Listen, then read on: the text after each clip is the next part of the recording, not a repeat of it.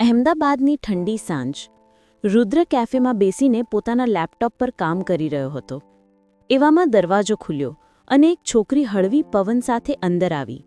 સફેદ દુપટ્ટો ઉડતો, આંખોમાં નાની થાકની રેખાઓ, પણ ચહેરા પર મીઠું સ્મિત. તેનું નામ અન્વિકા. રૂપાઈ અને રુદ્ર વચ્ચે કોઈ શબ્દો ના કહી શકાય એવો એક અજાણ્યો સંપર્ક જન્મ્યો.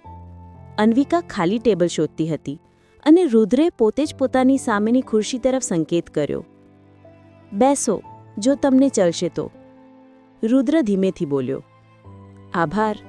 અન્વિકા સ્મિતમાં જવાબ આપીને બેસી ગઈ. આ પહેલી મુલાકાત હતી, પરંતુ બંનેને ખ્યાલ નહીં આવ્યો કે આ મુલાકાત જીવનનો રોડ બદલવા આવી છે. 1-2 દિવસ પછી બંને એ જ કેફેમાં ફરી મળ્યા.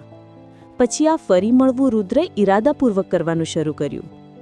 રુદ્રને અન્વિકાની આંખોમાં એક છુપાયેલું દુઃખ દેખાતું, અને અન્વિકા રુદ્રની સચ્ચાઈ અને શાંતિ તરફ આકર્ષાઈ રહી હતી. આ વાતચીત તો હવે કલાકોથી ચાલવા લાગી. હસવું, સપના, ડર બધું શેર થતું ગયું. એક સાંજે અન્વિકાએ પહેલીવાર ખુલ્યું. રુદ્ર, હું આજે જે છું ને એ બનવા માટે બહુ કંઈ ગુમાવ્યું છે. રુદ્રે તેની હાથ પર હાથ રાખી કહ્યું. કદાચ એ માટે જ તો તમે એટલી મજબૂત છો. અન્વિકાએ દિવસ પહેલીવાર રડી હતી, અને રુદ્રના ખભા પર જે બોલી દીધું હતું. એક રાતે ચાર્મિંગ રિવરફ્રન્ટ પર ચાલતા રુદ્રે એકદમ રોકાઈને કહ્યું. અન્વિકા, હું આ લાગણીને નામ આપ્યું છે પ્રેમ. તેની અવાજમાં કોઈ ડર નહોતો, બસ સચ્ચાઈ. અન્વિકા ક્ષણભર સ્થિર રહી, પછી ધીમે બોલી. મને પણ છે રુદ્ર, પરંતુ મારા જીવનમાં એવી કેટલીક વાતો છે જેને હું બદલી ના શકું. રુદ્રે તેની આંખોમાં જોયું. હું તૈયાર છું, તમે જે કહેશો એ સ્વીકારીશ. અન્વિકાએ સ્મિત્યું. એ સ્મિતમાં ખુશી પણ હતી અને કોઈ અદૃશ્ય ભાર પણ. એક દિવસ અન્વિકા રુદ્રને કોલ કર્યા વગર કેફેમાં આવી. તેની આંખો સૂજેલી હતી. રુદ્ર, મને એક સત્ય કહેવું છે. કંઈ પણ. હું કોઈ સાથે અંગેજ છું, બહુ વર્ષ પહેલાં, મારા પરિવારની મજબૂરીઓના કારણે. રુદ્ર નિશબ્દ થઈ ગયો. પરંતુ હું તેને પ્રેમ નથી કરતી. અન્વિકાનો અવાજ કંપ્યો. પરંતુ એ લગ્નથી પાછી પડી શકતી નથી. મારા માતા પિતા, મારા પરિવારની માન.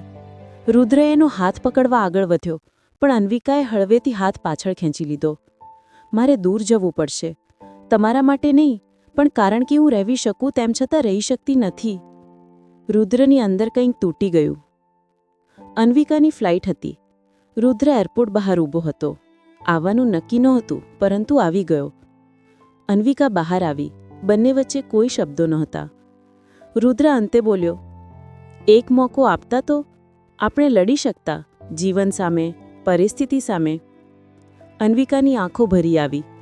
રુદ્ર, લડવું હોય તો 2 લોકો લડે છે, પરંતુ આજે હું એકલી પડી ગઈ છું. તેની અવાજ તૂટી પડ્યો. અને તમને દુઃખ પહોંચાડવાનું શક્તિ નથી મારી પાસે. રુદ્રએ હળવે બોલ્યું. તો ઓછામાં ઓછું એક વચન આપ કે તમે ખુશ રહેશો. અન્વિકાએ આંખો બંધ કરી. વચન આપું છું, પણ તમે મને યાદ નહીં કરશો ને? રુદ્રએ ધીમેથી કહ્યું. યાદોને કોણ ભૂસે, પરંતુ મેં તમારી લાગણી માટે નહીં, તમારા સુખ માટે તમને છોડી આપ્યું. અન્વિકા એક સ્મિત સાથે વળી ગઈ. રુદ્ર ત્યાં જ ઊભો રહ્યો, જ્યાંથી પાછું ફરવાનું હવે શક્ય નહોતું. પછી કેફે હજુ પણ ખુલે છે. એ ટેબલ હજુ પણ ખાલી રહે છે. રુદ્ર પણ આવતો રહે છે, પણ એ હવે ત્યાં 2 ખુરશીઓ હોય છે. એક તેની અને એક અવ્યક્તપણે અન્વિકાની.